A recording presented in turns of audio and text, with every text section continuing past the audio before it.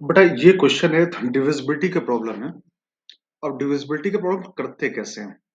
सवाल ये बोल रहा है 7 की पावर 103 को आपने अगर 23 से डिवाइड किया, ठीक, तो रिमाइंडर क्या आएगा? और रिमाइंडर क्या आएगा?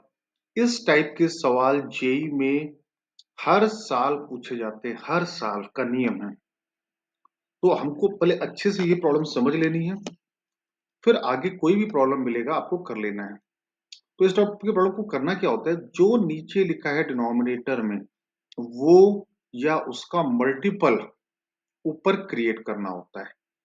नीचे क्या लिखा है 23, या तो ऊपर हम 23 क्रिएट करें या 23 के इंटू टू यहाँ पे 46 क्रिएट करें या 23 इंटू ये 369 क्रिएट, कुछ भी करके हमको ऊपर हमको 23 का मल्टीपल क्रिएट करना है। ठीक है, तो अगर जैसे यहाँ पे देखो, तो अब अगर यहाँ पे देखो तो ऊपर लिखा है 7, तो अगर मैंने 7 का स्क्वायर भी किया तो कितना आएगा 49।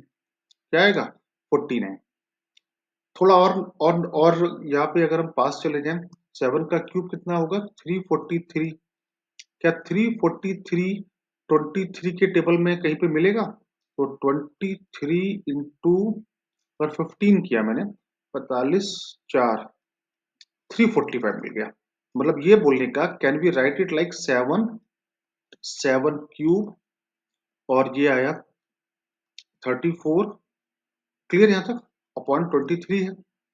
7 7 क्यूब कितना हो गया 343, 34 पावर में अपॉन 23, ये आ गया 7 345 माइनस 2 की पावर 34 अपॉन 23। क्लियर? अब 23 के टेबल में 345 आता है? हाँ सर आता है। क्या हम इसको एक्सपेंड कर सकते हैं? 7 तो बाहर रखा हुआ है। 34 C0 345 की पावर 34। आपको ये करना आता होगा, तो ये करते जाएंगे तो इसके एक्सपेंशन में कितने टर्म आएंगे? टोटल 35 टर्म आएंगे। और लास्ट वाला टर्म कैसा आएगा? पॉजिटिव आएगा। 35C34 2 की पावर 34, ये बट गया। और इसके पहले वाला टर्म क्या आएगा? 34C33 माइनस 345 की पावर 33 और 2 की पावर 1। तो यहां से लेकर यहां तक में सब में 345 लिखा है। मतलब all the terms are divisible by 23। केवल ये टर्म 23 से डिविजिबल नहीं है। तो अभी फिलहाल आपके पास क्या बच गया? 7 इंटू 2 की पावर 34, ये आपका बच गया। क्लियर सारे बच्चों को? अब इसको आपको डिवाइड करना है किससे? 23 से डिवाइड करना है। अब फिर 2 का टेबल पढ़ो। ये 2 क्या? 2 इंटू टू इंटू टू, कि आपको 23 किसी भी तरीके से वहां पर आ जाए। तो अगर हम 2 की बात करें तो यहां पर अगर आप देखोगे तो 23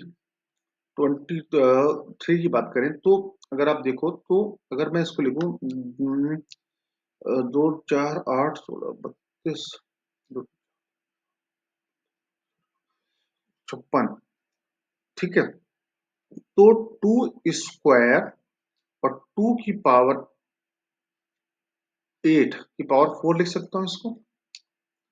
तो बाहर कितना आ गया 28, अंदर कितना हो गया 256 की पावर 4 अपॉन 23। अब 256 में 23 का अगर मैं टेबल पढ़ूं तो 23 इंटू 10, 23 इंटू 10 230, तो 11 कम 253 आ गया। तो इसको ले सकते हैं 28 253 प्लस 3 की पावर 4 अपॉन 23। क्लियर सारे बच्चों को?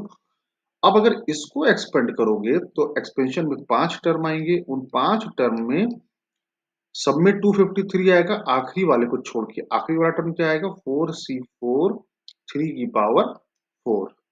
भाई इसका एक्सपेंड करोगे ना तो 5 टर्म आएंगे, सब में 253 आएगा जो 23 से डिविजिबल है।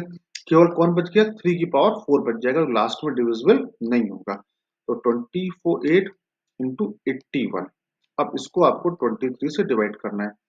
या तो इसको इससे मल्टीप्लाई करके फिर 23 से डिवाइड कर दें, या can we write it like 23 + 5, और इसको ले सकते हैं 23 69 + 12 लिख सकते हैं, ऐसे लिख लिया मैंने। तो ये भी जब इसको आपस में मल्टीप्लाई करोगे, 23 × 69, 23 × 12, 5 × 69, 5 × 12, तो सब कुछ 23 से डिविजिबल है, केवल वो 5 × 12 क्या बचा 60।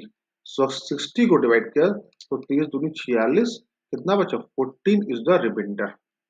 समझ में बात सबको समझ में आई कि नहीं? मैंने क्या किया, इसमें एक ही कॉन्सेप्ट होता है, जो नीचे लिखा है वही ऊपर आप क्रिएट करने की कोशिश करिए। नीचे अगर 23 लिखा है तो 23 का multiple we will try to create in numerator, और मैंने वही किया। ये सवाल पहले आते थे एक ही स्टेप में सॉल्व हो जाते थे, लेकिन अभी ये कम से कम 2 या 3 स्टेप में लेके जाता है इस सवाल को। अब कहोगे सर इस सवाल को आपने ऐसे ही क्यों किया, क्या करने का कोई और तरीका था?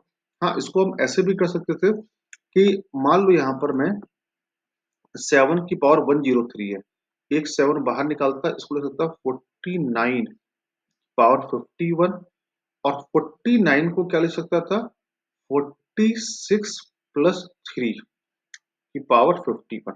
अब वहां पे 3 बच जाता, जैसे यहाँ पे 2 बचा था ऐसे वहां पे 3 बच जाता। अब 3 में भी हम वही सेम काम करते जैसे यहाँ पे 2 का काम किया है। तो आंसर मेरा समझ में आ गया होगा, आंसर इज 14। आई होप सारे बच्चों को क्लियर हुआ है।